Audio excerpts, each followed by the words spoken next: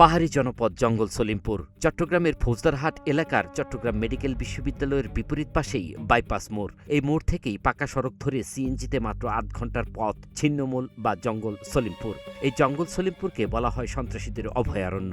একের পর এক বিভিন্ন ঘটনাপ্রবাহে অপরাধের কেন্দ্রবিন্দুতে পরিণত হয়েছে জঙ্গল সলিমপুরের নাম। চলতি বছরের ১৯ জানুয়ারি চট্টগ্রামের সীতাকুণ্ডের জঙ্গল সলিমপুরে অস্ত্র উদ্ধার অভিযানে গিয়ে দুর্বৃত্তদের হামলায় র‍্যাব ৭-এর উপসহকারী পরিচালক আব্দুল মোতালেব নিহত হন। এ ঘটনায় আহত হয়েছিলেন আরও বেশ কয়েকজন।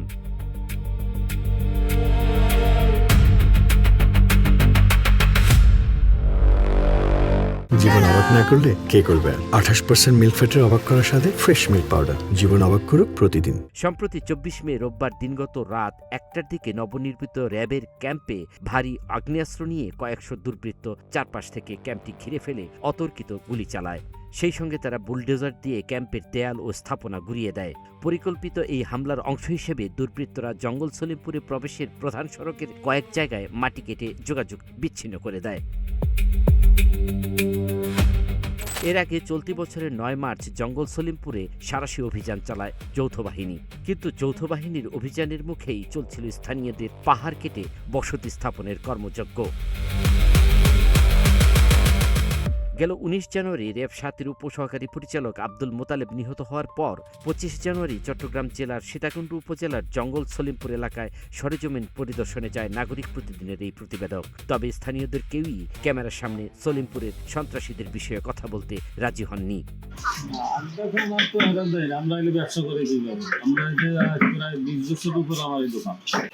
আমি তো নতুন, তো আমি কিছু জানি না। এখানে মিটিং ছিল, তখন মনে হতো আমি তখন বাসায় ছিলাম। পরে ক্যামেরা বন্ধ করে স্থানীয়দের সঙ্গে কথা বললে পাওয়া যায় জঙ্গল সলিমপুরের সন্ত্রাসী বাহিনীর এক অজানা অধ্যায়। বস্তিবাসী, ছিন্নমূল বস্তিবাসী সমন্বয় সংগ্রাম পরিষদ, এই সংগঠনের ব্যানারে এখানে মোটামুটি হাউজিংয়ের একটা ব্যবস্থা করার চেষ্টা চলছিল।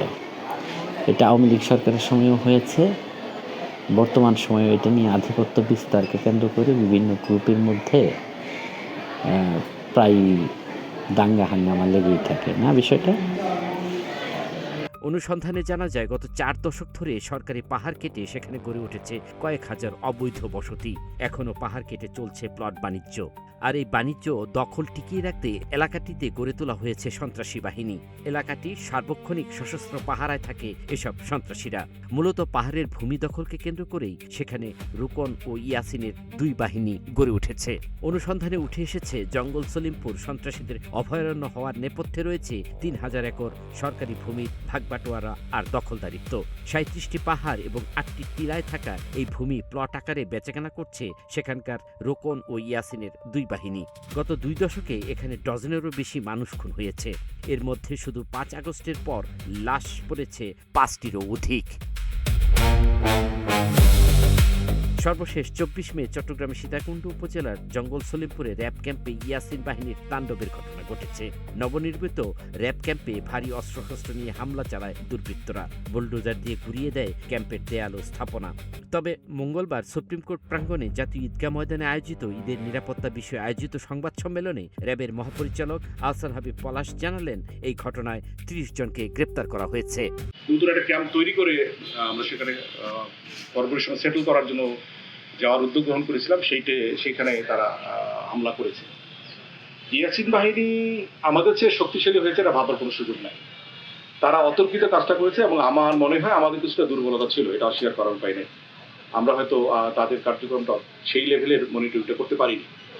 তবে আমাদেরকে ওভারপাওয়ার করার মতো শক্তি তাদের নাই, এটা তারা নিশ্চিতভাবে জানে।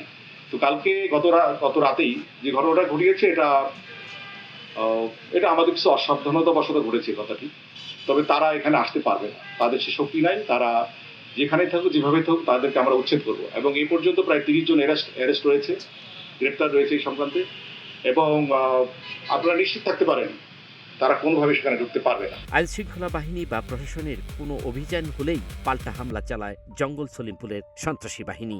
প্রশ্ন উঠেছে, রুকন ইয়াসিন বাহিনী কি আইন শৃঙ্খলা বাহিনীর চেয়েও বেশি শক্তিশালী? আল মাসুদ নয়ন, নাগরিক প্রতিদিন।